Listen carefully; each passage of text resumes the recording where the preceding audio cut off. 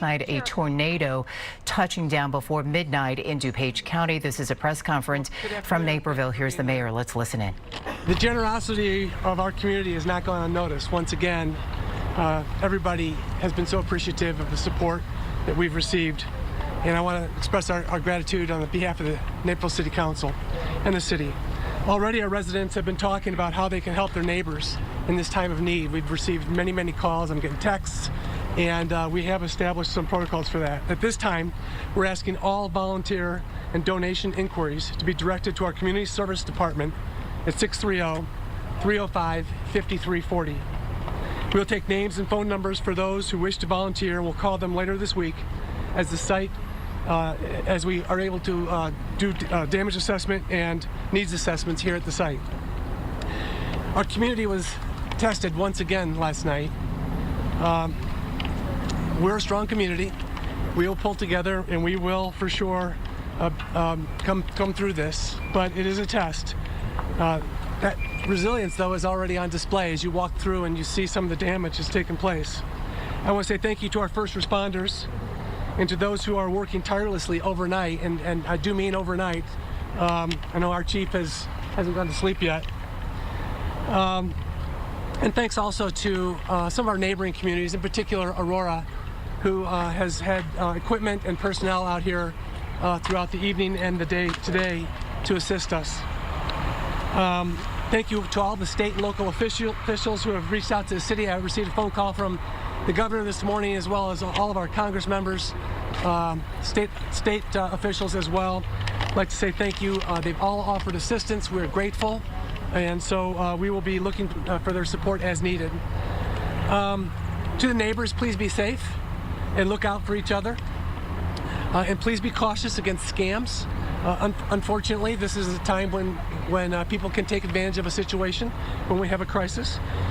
So be very careful. If you were impacted, please contact your insurance company and be cautious of anyone visiting your home unsolicited. Okay, I've got a lot of information here about how to donate and things like that, but I'm just going to say, please go to the city website. All this information is posted so that we can move forward with this. At this time, I'm going to introduce Chief Pucknitis. Chief has been running the show here for Naperville. Chief? Thank you, Mayor, and good afternoon, everybody. This has been a tragic day, certainly, for Naperville and for the residents of this community, but it could have been a lot worse, I will say that. When you look at the destruction that has occurred over this 5 square block area or so, it's amazing that we can stand here and report that we only had 8 people that were transported to a hospital. 5 of those were transported by emergency units, 3 self-transported themselves, and out of all those 8, we have 2 people that were, actually 1 that was critically injured and now upgraded to a fair condition, and the other upgraded to good condition. So it looks like everybody that was involved, that was injured in this accident, is going to survive. We don't have any fatalities, and that's something to celebrate today. We have about 22 homes in this area that are uninhabitable, and there are over 130 homes that were affected, that were damaged in one way or another, as you can see. This tornado went through so quickly and so dramatically that it affected homes in so many different ways. Usually you'll see a tornado that comes through and just demolishes everything in its sight. That wasn't the case here. And where we had to make an extrication, we had to use our technical rescue team to go and pull the people out of the rubble that were trapped in the home. You could see right next to that home that looks like it was an explosion, but it wasn't. It was just the wind. The 2 homes adjacent to that site are both almost intact, and that's what we had to deal with. The biggest challenge was we had to go from house to house to make sure that all of the inhabitants were not, that there wasn't any other injuries. So that was probably the most challenging thing, is we had to split people up into groups and make their way to ensure that we accounted for everybody. And that's kind of hard to do when it's raining and it's dark outside. But I will tell you, the people in this community came together for each other. They came out and supported everybody. And the attitudes and the perseverance of people in this neighborhood, I can't say enough about. Just as the mayor said, We want to let everybody know that in the times to come, in the hours and the days to come, the Naperville Fire Department, the city officials, city crews, police department, our public works people, we will be here. And if anybody needs help, of course, if it's an emergency, do not hesitate to call 911. If it's a non-emergency, we have a non-emergency number that you can call. We will have fire personnel here. We have a crew of 4 people that are going to remain on site doing 12-hour shifts that are here to assist the residents of this community in the event that they have a question about anything, whether it's how do they contact their insurance companies, what steps do they take. We want to be there to help them because this is probably one of the most difficult days in people's lives here. And you get very confused at times. We want to do everything that we can and use our resources to make that transition the best that we can. I'm going to turn it back over to Mayor Chirico now. Thank you all. Hey, Chief, can you spell your last name real quick? It's Pucknitis, P as in Paul, UK, N-A-I, T as in Tom, I-S as in Sam. Thank you. Naperville? From Naperville. Yeah. Okay, we have a number of people here I want to introduce and give them an opportunity to say a few words. Starting from my right, City Manager Doug Krieger. We have Brian McDaniel with the Red Cross, Congressman Foster. All right, and that's the very latest update from Naperville city officials this afternoon on that tornado that ripped through the area last night before midnight. You heard from the fire chief there describing the tornado as moving through so quickly and so dramatically, saying that this has been a tragic day for Naperville. However, it could have been much worse. Want to let you know that you can continue to watch this press conference over online at abc7chicago.com. We do have an entire crew of reporters and photographers fanned out in all of the areas impacted by the storm. We will have complete coverage for you this afternoon, beginning with Eyewitness News first at 4. For now, I'm Judy Sue in the ABC7 newsroom. I'll see you at 4.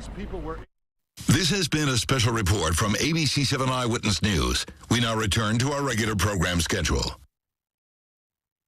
Wear them, so I'm thinking the grocery store is one of them. And I saw people walking around without their mask, and I did kind of feel like, oh my. Right. My radar is down. My radar used to be up, like, you need to put your mask on, but I have to check myself, like, okay, people may be vaccinated. I know I'm vaccinated, so, I have that little precaution. But I think there's still a lot of hesitation because people are feeling kind of pressured to make sure that, they look like they're vaccinated in a sense. Right. Well, you're going to help us with the do's and don'ts because this first one I dealt with a lot this past weekend. It's about shaking hands. So here we go. Number one is we live in this area that were affected. The Red Cross supported overnight 14 people that were in temporary housing for shelter for us, and we began to do casework where we provided disaster mental health services, spiritual care, as well as preliminary medical search. I'm here to announce that the Red Cross is opening a shelter for people who are affected and may not have a place to live because their house has been damaged. That will be at Thomas Jefferson Junior High School, 7200 Janes in Woodridge, which is about 2 miles from us. We will be providing that opening up beginning this evening to support the residents and the people that are affected by this. The Red Cross will continue to support the people who are affected as long as the needs are there, and any questions, I'll take those afterwards. Thank you. Okay, at this time, if there's any questions. Yeah, do you guys have verification that it was a tornado, and if so, how strong? There was no doubt that there was a tornado because there's no other force that could cause this type of damage. We won't know as to what force because the meteorological services actually categorize these as an F-type retrospective, so we probably won't know that for a number of days or weeks even, but definitely was a tornado that came through, and I can't remember the last time a tornado of this magnitude came through the city of Naperville.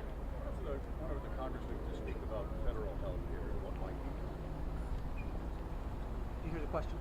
Yeah. Well, I know that the governor has been in touch with the local mayors at Woodridge, Naperville, Darien, and they will be dealing with the state aid. I think at this point it looks unlikely that this will qualify as a federal disaster area, and so that's our current estimate at this point.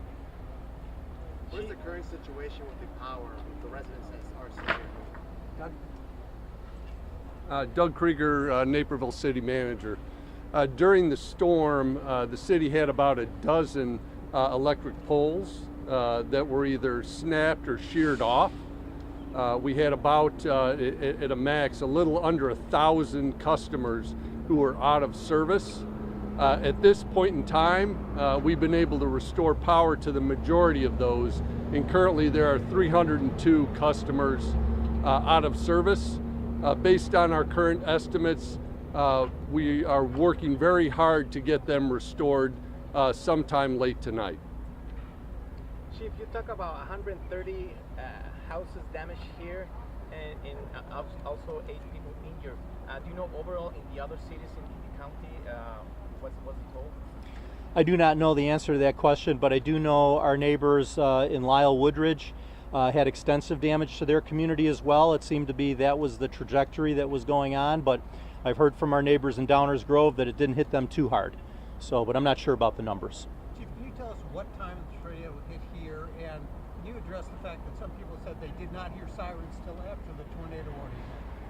Well, the tornado came through at about quarter after 11, just after 11 o'clock. I will tell you that I certainly heard the sirens going on. There's, also a lot of wind and rain happening, but the sirens did sound. We can verify that.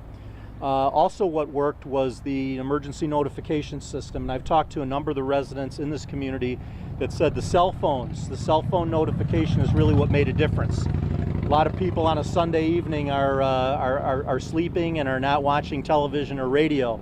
And that cell phone notification gave them the instructions on what to do. And I think that's partly why we saw as little injuries as we did in this community, because people took heed to those warnings, they did what they were supposed to do, and they allowed us to come in and do what we do best. So it all worked out. I'm not sure if this has been described in a previous press conference, but can you walk through the two people who were rescued from the debris, just how difficult that was and where they were located in the home? Well, it's always difficult because when you arrive at the scene like this, you're not sure where to start. And we had to split up very quickly and find out what the highest priority was. Noticed that the building was completely demolished like that, and noticed the sounds of people. So we put our technical rescue team into place. We have hydraulic shoring tools that we use to keep our firefighters safe as well, and our firefighters and our paramedics did an outstanding job on making sure that they worked swiftly. And again, you're dealing with very low lighting conditions, and they were able to remove the debris away from the individuals to a point where they can access them, provide medical treatment, and get them to a point of safety. So they did an extraordinary job on bringing these folks, recognizing them, identifying them, and then extricating them from the rubble. Did they say, I don't know if you've been able to speak with those individuals, but were they on the upper level and came down, or were they in the house when they... I did speak to people that were in the rescue, and apparently the folks were on the ground level. So they were not in a basement or on another floor, but at the time that they found them, they were on a ground level. Were they sleeping at the time? That I don't know. How much rubble were they under? A tremendous amount of rubble, because the wind actually took all the debris, and if you look at that site, you wonder where's the rest of the house. The rest of the house is in the backyard and over to the right, and so that kind of was a blessing in disguise, because that rubble could have buried those folks, and the wind took it looks to me like the wind took all that rubble and moved it off to the side, creating less of a weight on the individuals in question. They were completely covered by rubble? Yes, they were, and they needed a number of firefighters to remove the rubble so that they can get out. Mayor Jericho, have you heard from residents? How many residents have you heard from wanting to help out, giving help a hand? I mean, you see residents already helping out right now. Yeah, I just saw people walking around with brooms and dustpans and bags, just seeing what they can do. Of course, it's a little early for that, but yeah, of course, this morning I've received many texts from individuals who are interested in helping out and volunteering, and I'm sure over the next few days we'll be coordinating groups to help out where needed with some of these folks who need some assistance. Any kind of cost estimate on damage? Not at this time. We haven't really started a damage assessment, but that'll be one of the next steps. Does the National Weather Service, have they arrived here yet, or do you know when they're going to arrive here to do the official? I have not heard that. Oh, here they are. Oh, they've arrived. They've arrived. Can you want to step forward? Talk to us and give us some initial briefing? Can you introduce yourself? Sure. We do some family say and spell your name just so we have that. Right, yeah, Eric Lenning, ERIC-LENNING,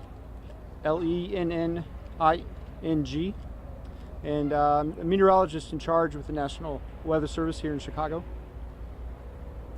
Tell us what your initial assessments tell you about what kind of tornado came through.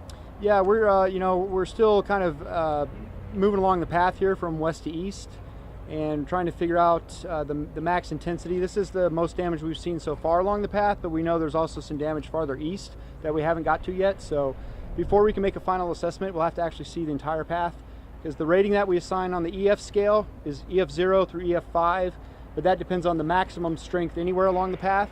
So we want to make sure we see the entire path before we can assess. And we also want to look at the path width and get a sense of that as well. But it was a tornado. Absolutely, yeah, absolutely a tornado. If you were to assess it just from right here, what kind of level would you see? We're actually still, I'm not alone here. I have some other people with me, and they're kind of looking around at some of the, we have the core damage, and then you have to kind of look at it in context and see with some of the surrounding damage. So they're compiling that information now, and they'll get back to me. So yeah, we really don't even have anything preliminary yet. It's not even it was at least an F1 or an F2 kind of thing? It's, EF0 would be the threshold of noticeable damage, and we're well above that. EF1, there's a lot of EF1 damage. That would be a lot of the large tree limbs that you've seen taken out. And then the damage that you see to homes, that starts to get into the EF2 range. And so, EF2 and EF3 are both certainly in play here. Okay, thank you, sir. Yeah. All right, thank you all for being here today. And that will conclude the